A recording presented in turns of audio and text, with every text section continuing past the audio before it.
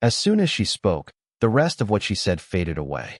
Her voice quivered slightly, making it sound like a mere courtesy, which sent me reeling. Yes, yes, I had an affair and 2 children, not yours. She delivered this information as if forgetting an anniversary, rather than obliterating my life. I didn't yell, didn't ask questions. I opened the door, instructed her to leave, and she did without hesitation. No luggage, no apologies. That very afternoon, I filed for divorce. 30 years evaporated. 2 days later, the phone rang, an unknown number. Mr. Keene, we need you at the station. One doesn't love someone for 30 years because they're flawless. One loves them because they choose to. Every day, when I first met Angela, I had only calloused hands and night shifts. She was softness, a college degree, laughter that made me blush in public. Loving her felt like appropriating light from another realm. She yearned for children. I longed to give her everything. So, I took on extra shifts. I missed birthdays. On weekends, I worked late and grew accustomed to hearing the sound of my children asleep as I entered through the front door. However, they always greeted me warmly each morning with affectionate hugs and natural dad greetings. I didn't realize I was cherishing someone else's heritage. Instead, I believed I was constructing my own. Small signs started to appear.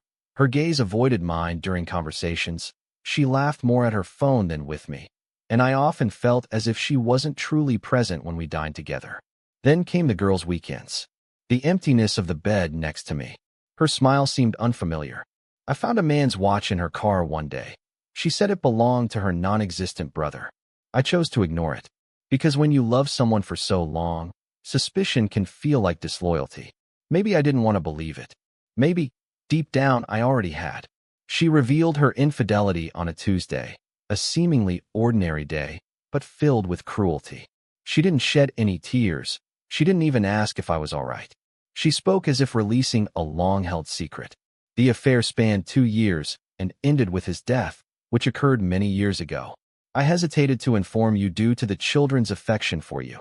They consider you their father truly. She attempted to portray it as something noble, something for which I should be grateful. I merely nodded in response, then stepped into the hallway, lingering by the door for a moment longer than necessary before opening it and instructing her to depart. She obeyed without resistance, as if she had rehearsed this scene. At the station, they displayed an image of an unfamiliar man. They identified him as Vincent Heller, a deceased accountant who perished in a car accident 15 years ago. Authorities claimed Angela had been using Heller's identity for offshore accounts, falsifying documents, committing wire fraud, and embezzling funds from our joint investments. Over the past decade, she managed to siphon off more than $200,000.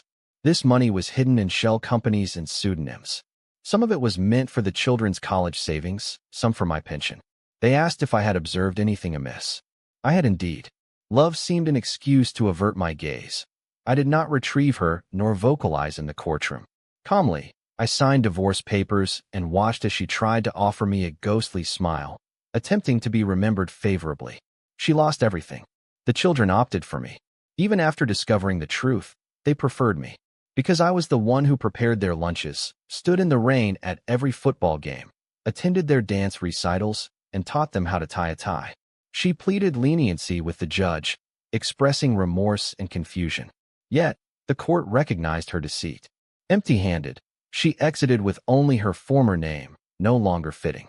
The final time I saw her, she stood solitary outside the courthouse. Weakened, she appeared smaller than my memory served. Frail and devoid of weight. It seemed betrayal was the only force sustaining her. She questioned if I harbored hatred. I remained silent. Hatred is burdensome. I've already borne enough. Instead, I stared at her intently, then departed. Fatherhood isn't about biology. It's about presence and quiet sacrifices that go unnoticed. It's not something you claim, but rather something you demonstrate.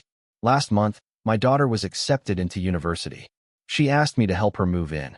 My son, who is learning guitar, now wants to compose music and often calls when he encounters difficulties. They still refer to me as Dad, and I continue to respond. This isn't out of forgetfulness about past wrongs, but because I remember who I am, a father who stands by his children. Some betrayals leave marks, while others reveal what was never truly mine to possess.